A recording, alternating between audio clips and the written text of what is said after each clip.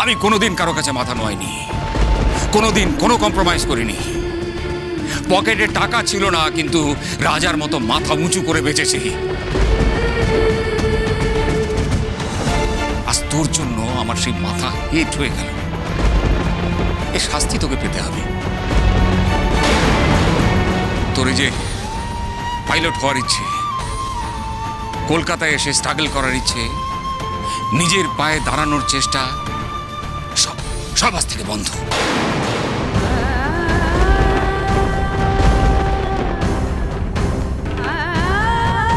বাবা, আমি তোর আর একটা ইচ্ছে, একটা আবদারেরও কোনো মূল্য দেব না। অপরের যেরকম এই বিয়েটাকে মেনে নিচ্ছে না, আমিও তেমনি আজ সবার সামনে বলছি, তোর আর সানির বিয়েটা আমি অস্বীকার করলাম।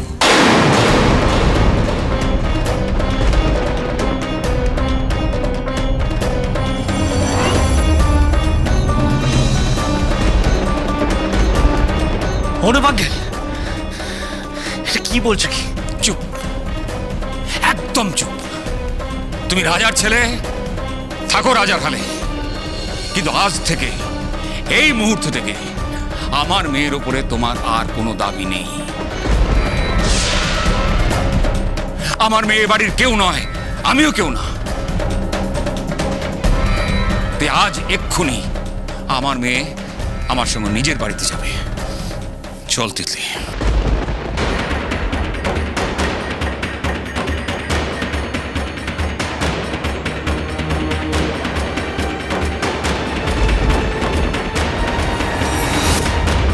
তুমি সামনে থেকে সরে যাবে কামড়ি।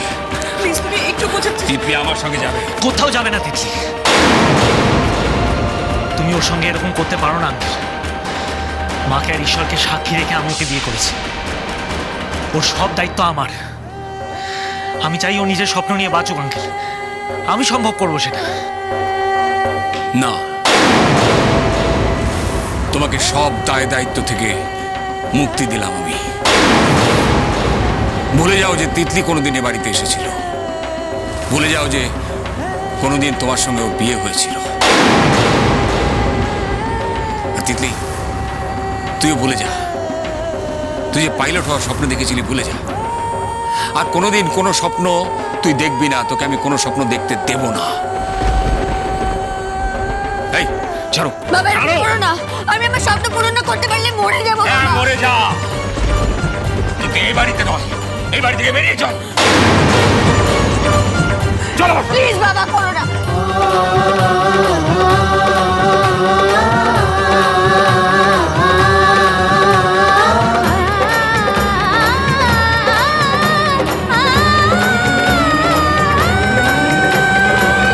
না,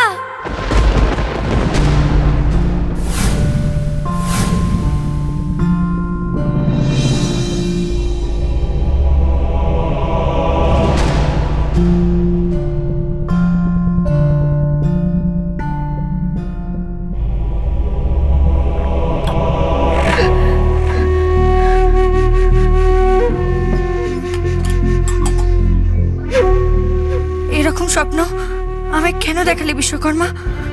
কেন দেখালে ঠাকুর?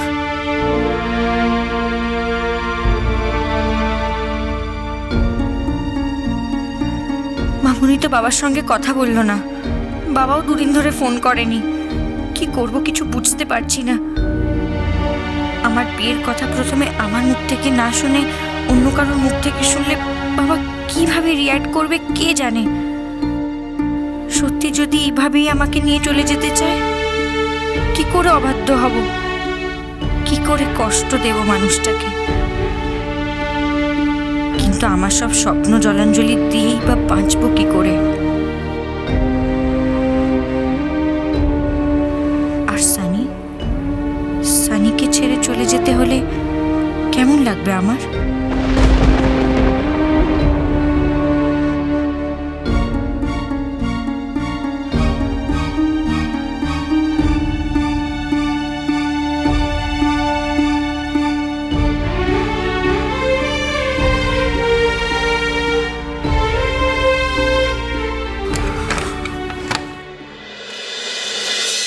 প্রীতমকে বলে দে কালকে একদম ভোর ভোর কেষ্টকে নিয়ে ওই হাওড়ার ফুলের মার্কেটে চলে যাবে।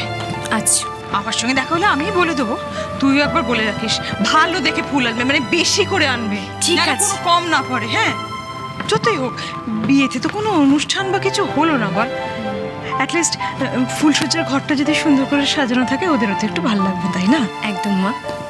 তা হ্যাঁ রে, তিতলির তো নতুন শাড়ি চাই, মেয়েটা একটু নতুন শাড়ি টাড়ি পরে সাজবে গুজবে। আর তোর ভাই কি পরবে? হ্যাঁ বাপরে বাপ, তোর ভাইয়ের কথা বলিস না, তার তো সাজের শেষ নেই, কি পরবে না পরবে ও তোমার ভাই, তুমি বুঝে নাও, তুমি দেখে নাও সে কি পরবে। আমি দেখব, পারলে আজকে গিয়ে কিনে আন না।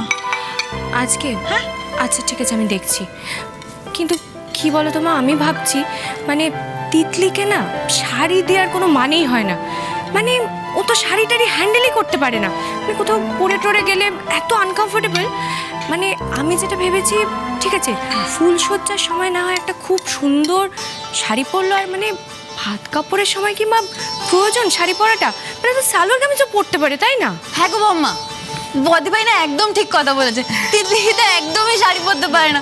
কি বলে জানো, প্রচুর দৌড়ঝাঁপ করে কিনা শাড়ি পরলে আমার পায়ে জড়িয়ে যায়। দিদি ভাই, তুমি কিন্তু বড়দার কথা একদম শুনছো না। উনি কিন্তু বারবার করে বারণ করেছেন যাতে কোনো রকম আয়োজন না হয়। উনাকে জিজ্ঞেস না করে এইসব আয়োজন করার কোনো মানে হয় না। বড়দাই তো বললেন রেহানার নাকি তিতলি সানির ওপর আর কোনো রাগ নেই, আর রেহানা জোর করেছে বলেই বড়দা কিন্তু তিতলিকে এই বাড়িতে অ্যালাউ করেছে। হ্যাঁ, বিয়েটা মেনে নিতে পারেননি, তাই চান না দুজনে যাতে একসাথে থাকুক, তাই তিতলিকে গেস্ট রুমে অ্যালাউ করেছে। তোর বলা হয়ে গেছে?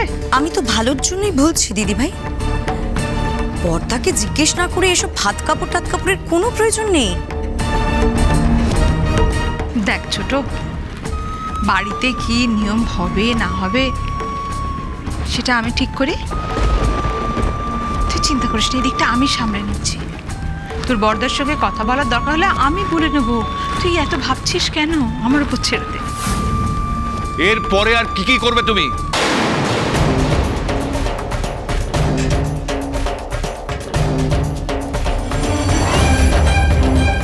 কি করবে তুমি? হ্যাঁ, এরপর কি করবে? হাত কাপড়, ফুলসজ্জা?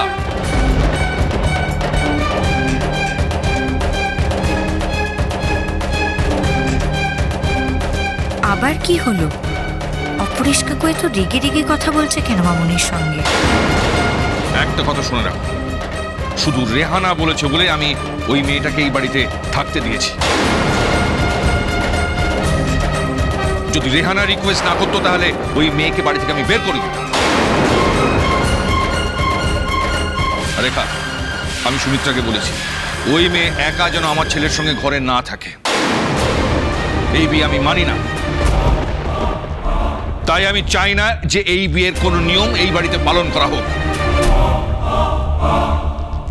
কথাটা সবাই মন দিয়ে শুনে রাখো।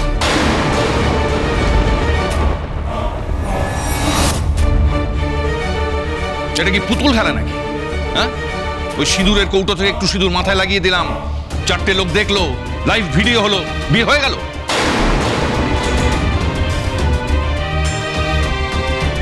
কোনো পুরোহিত আসেনি, কোনো মন্ত্র উচ্চারণ হয়নি, এমনকি রেজিস্ট্রি পর্যন্ত হয়নি। তোমরা কোন বিয়ে নিয়ে মাতামাতি করছো?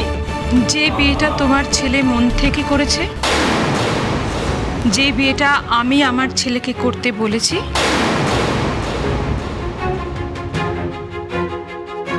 আর যে বিয়েটাতে তোমার ছেলে মন থেকে তিতলিকে স্ত্রী হিসেবে মেনে নিয়েছে, বিশ্বাস করো আমি শুধু সেই বিয়েটার কথাই বলছি। হ্যাঁ, তুমি অস্বীকার করতে পারো, মানে তুমি চাইতে পারো যে তুমি অস্বীকার করছো, কিন্তু পারবে না অস্বীকার করতে। কেন বলো তো? এটা বিয়ে, একটাই মাত্র বলতে পারো যে তুমি, একটাই আমাদের খামতি আছে যে তুমি এটাকে বলতে পারো এটা ইল্লিগাল, রেজিস্ট্রি হয়নি। ঠিক আছে, রেজিস্ট্রারকে ডাকো, বাড়িতে আসুক, শৈশবুত হলেই তো বিয়েটা লিগাল হয়ে যাবে, তাই না? আর নিয়ম কানুন কি করার দরকার তোমাকে নিশ্চয়ই শেখাতে হবে না, তুমি সবই জানো। একটা ব্যাকডেট দিয়ে নোটিশ পার করে দাও। এই কিন্নি, ওই যে রেজিস্ট্রারকে আমরা কল করেছিলাম না এই দীপ আর বাবলির বেলায়, তাকে একটা ফোন করে দে না, সে চলে আসো। হ্যাঁ হ্যাঁ, নিশ্চয়ই আমাদের বিয়ে নিয়ে কোনো তর্ক বিতর্ক শুরু হয়েছে। এখান থেকে দেখে তো কিছুই বুঝতে পারছি না কে কি বলছে, কিন্তু অপরেশ কাকু যে রেগে গেছে সেই বিষয়ে আমি শিওর। মামুনি আবার আমার জন্য বকা খাচ্ছে। আর শোনো, রেহানা কি বললো না বললো তাতে আমার বা আমার ছেলের কিচ্ছু যায় আসে না।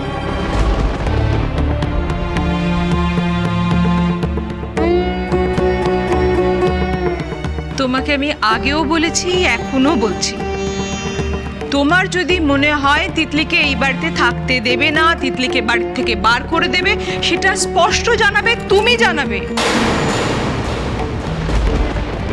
তাহলে আমি আর আমার ছেলে তিতলিকে নিয়ে এখান থেকে চলে যাব।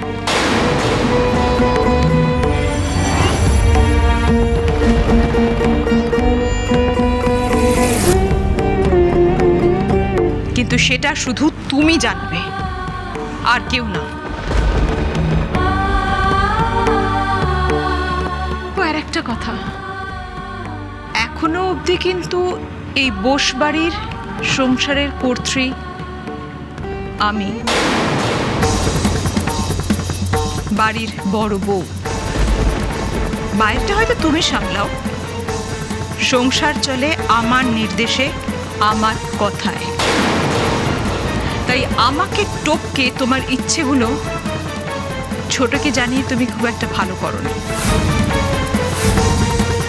তোমার কিছু বলার থাকলে আমাকে বলতে পারতে, কিন্তু তুমি কর্তা, তোমার ইচ্ছে তো থাকতেই পারে না। তুমি যদি চাও আজকে থেকে ছোট সংসারের দায়িত্ব নেবে, নিশ্চয়ই নেবে, কিন্তু সেটা তুমি আমাকে বলবে। তুমি, আমি সানন্দের সব দায়িত্ব ছোটকে দিয়ে যাব, কথা দিচ্ছি।